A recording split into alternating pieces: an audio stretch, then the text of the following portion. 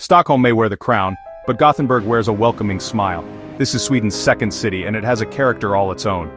Situated on the beautiful west coast where the Göta älv River meets the sea, it feels different from the capital. It's a place built on trade, seafaring, and a friendly, down-to-earth attitude. You'll find that the people here are approachable, the atmosphere is relaxed, and the city itself is incredibly easy to navigate. One of the first things you should do in Gothenburg is explore the city's stunning archipelago. It's remarkably easy to access. Just hop on a public ferry from the Saltholmen terminal. Your regular city transport ticket often works for the southern islands. These islands are mostly car-free, offering a peaceful escape from city life.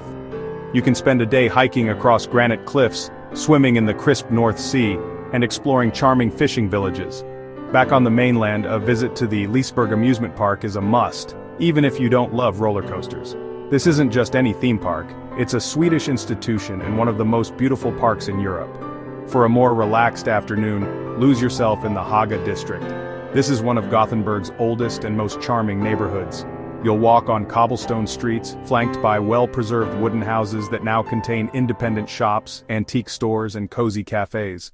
No visit to Gothenburg is complete without a walk along Avenyn, the city's main boulevard. Officially known as Kungsportsavenyn, this wide, tree-lined street stretches from the old city moat to the Götaplatsen Square. The street culminates in a grand view of the Poseidon statue, one of the city's most iconic symbols, standing proudly in front of the Museum of Art. For a taste of maritime history, head to the Maritimon Museum.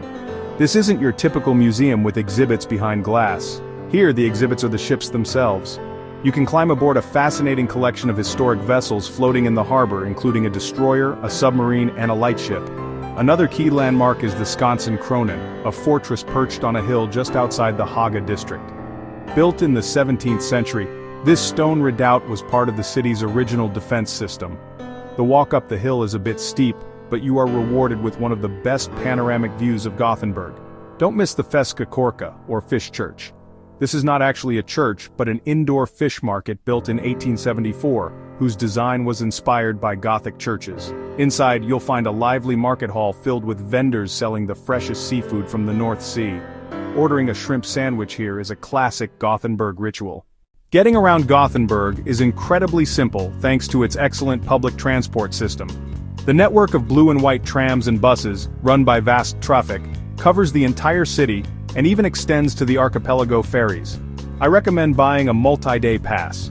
When it comes to food, Gothenburg is a paradise for seafood lovers.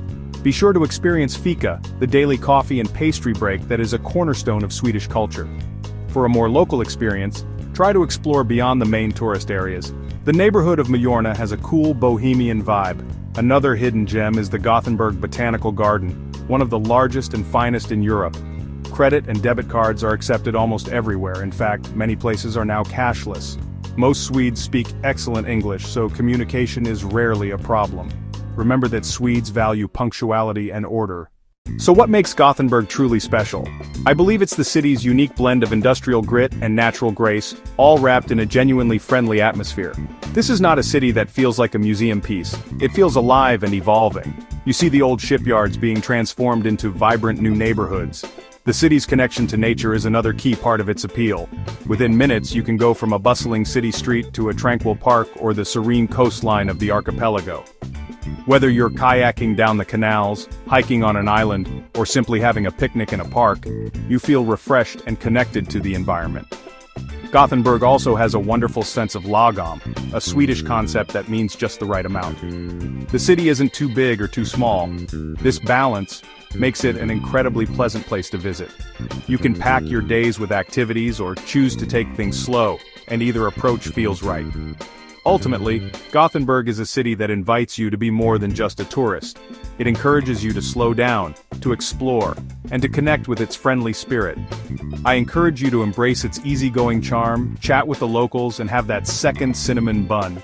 Your trip to Gothenburg will be filled with delightful discoveries and leave you with warm memories of a city that knows how to enjoy the good things in life. Thanks for reading, and keep on traveling.